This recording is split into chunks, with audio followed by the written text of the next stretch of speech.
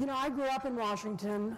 My grandfather worked for President Truman. My dad spent most of his FBI career detailed to the Senate Racketeering Committee where he worked for Bobby Kennedy. I started my child advocacy volunteering for Eunice Shriver in her backyard when she was starting the Special Olympics. I've probably known in 74 years thousands of members of Congress. And when people ask me how I can stay so optimistic about American politics at a time when it seems pretty contentious, I always tell them it's because I know people like Don Bacon. And I hope in this brief conversation I can illuminate the reasons that I love and respect him so much so that you will as well. So. Thank you. When we first met, I was really struck by your commitment to getting things done. You don't just introduce bills, you move them along. And I kind of felt that perhaps that orientation to collaborate came from your military career. Can you talk about that a little bit? So I served 30 years in the Air Force. I loved it. I was lucky to get paid because being in a flying squadron environment was a lot of fun. But we were given a mission, and you work as a team. You think, what is the mission that we have to accomplish? Come up with a plan. As I was a 5-time commander, deployed 4 times, so I would often lay out, here's my vision, I think this is what we got to do. How can we do this better? And I never knew if that airman giving me the advice was a Republican airman or a Democrat airman. We were Americans. And we worked together to solve problems. And I think I've tried to take the same mindset into Congress. Yes, I'm a conservative, but James Madison designed a government where you have to find consensus. And if you want to get something done, you have to do it in a bipartisan manner. And you have to sit with folks across the aisle for where you agree so the country can move forward. And so I think the military has helped me in that regard. Mission accomplished in your Mission case. accomplished. Serving the country, getting things done for our country.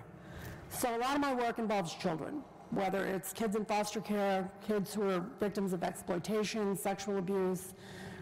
We do a lot of work in the Native American space, and there has been no greater ally in my work for many years than Congressman Bacon. And I think that part of why you're so good at that is that you have the personal experience of having been a foster parent and adopted parents. How have you sort of processed your own personal experiences into public policy that makes sense? I decided that once I get in Congress, I want to use my expertise and focus on those areas that I know best. So military, obviously. I'm on the Armed Services Committee. I was raised on a farm. Agriculture is big in Nebraska, so I got in agriculture.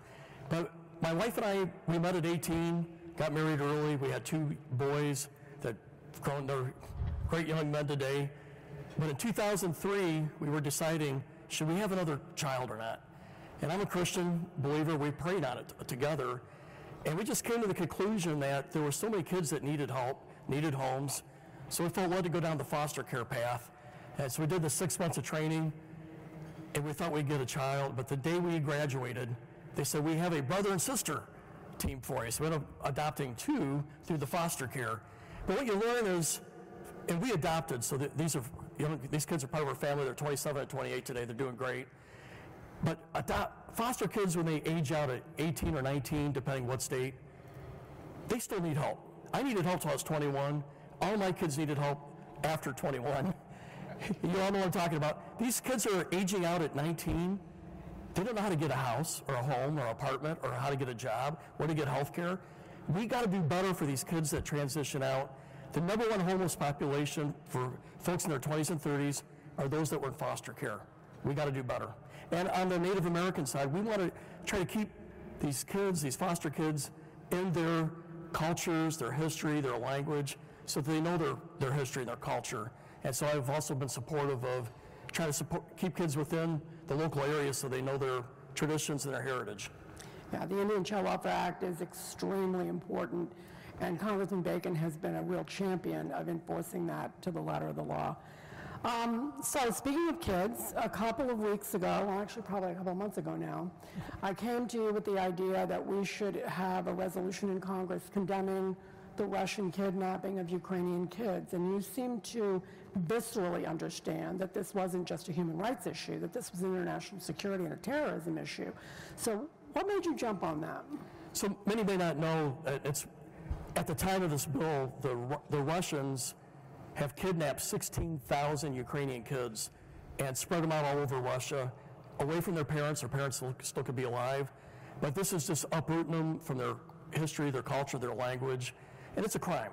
It's what you've seen with the very worst, whether it's Stalin, Mao, you can just go on and on. And so I think our country is best when we have moral clarity on these issues, and we need to put a spotlight on it. That what Russia's doing is immoral, it's evil. And another thing that motivates me is this populism that we're seeing in our country, some on the left, some on the right. Populism, I disagree with it. They're trying to whitewash Putin, sort of ignore what Russia is doing. They're trying to blame Ukraine as the victim here. So I thought it was important to, not even here, but some other areas as well. So multiple bills showing what Russia is doing. It's a barbaric, unprovoked, unjust invasion. It's crimes against humanity. And I think we have to have moral clarity what's going on. And I saw this bill as an effort to make that point. And in the end, it's in America's national security interest that Ukraine remain independent. If they fall, the bully will not stop. The bully will be knocking on the door of the Baltic countries, knocking on the door of Poland. So, thank you. Now I'm going to give you a little military tone on this. When a bully comes after you, got to punch him in the nose. And that's what we're doing. And when someone kidnaps your kids, you have to go get them and get them back. Yes. Pretty simple. So as you can probably already tell, this is a man who works on a breathtaking array of issues, from armed services to agricultural issues to the Native American issues to the child welfare issues. But we talk a lot about what the really pressing issues that are coming to a head in this country and what we need to do about them. So I would love it if you would talk a little bit about what you see as the real crisis that we have to attack next. This is my 7th year in Congress, 4th term, and I feel like I've had a good opportunity to study the issues and just really understand what's going on in America. And I work in the bipartisan caucuses, the problem solvers, 4-country caucus, a group of half Republican, half Democrat veterans. And the way to really get things done is in that way, if you want something meaningful. But as I stand back and look at what's going on, if what I see doesn't align with what I'm hearing from constituents. If I ask constituents, what are the key issues facing America? What's the biggest problems? They'll say maybe the border, maybe they'll talk about inflation, maybe they'll talk about crime. And these are serious issues, don't get me wrong. But good leadership can solve these problems, in my view. Republican or Democrat, we can tackle all 3 of these problems with good leadership. There are bigger issues that scare me. Number one, a $32 trillion debt that's going to grow at the tune of about $1.9 trillion a year. We made a dent into this last week, but the fact is mandatory spending is the majority of our deficit spending, and we've done nothing. And by 2034, Social Security is going to be insolvent. Medicare will be insolvent 2027. We have to act, and it's going to be hard. It's going to be tough solutions. It can't be just a Republican win or a Democrat one. It's going to have to be us working together and having some wins and losses together. But if it's just that, I would have confidence. We have Russia and China and Iran. We have to have a military capability that's better than what it is today to stand up to this. America is the indispensable nation in the world. We can't do it ourselves. We've got to have allies. But it's going to take a strong military to do this while we have a deficit problem. It's a contradictory, competing problems. And then I see a third issue. Our children today have a huge increase in depression. Only 22% of our youth can join the military, mainly for physical fitness, but also some of the depression issues factor in. We're not graduating kids to know the trades and some of the skill sets that we need in our country. So I see where we have an emergency that America, Republicans and Democrats have to come to grips with when it comes to raising our kids and preparing them for the future. So you have the debt, you have Russia, China, Iran, the children, but underneath it all, we have this hyper-partisanship where there is hate, where we hate our fellow American more than we do these opponents overseas. How do you solve these problems when you can't work across the aisle? We're going to have to get back to what made America great, and we have to be able to work across the aisle as Americans first if we're going to crack and defeat these other 3 problems. So that's what I see facing in the country today. So am I right? Yeah. Thank you. One special, incredible person. We need a lot more of you. Thank you so much. I really appreciate it. Thanks to Keystone for this tonight. When I walked in the doors tonight, I about fell over. This is just beautiful.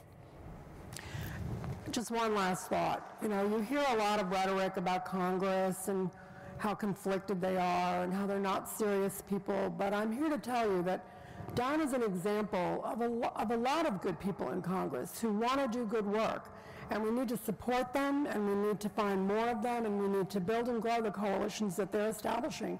This is not easy work to be done, but thank God we have this one because he's a leader across the aisle. Thank you. Appreciate it.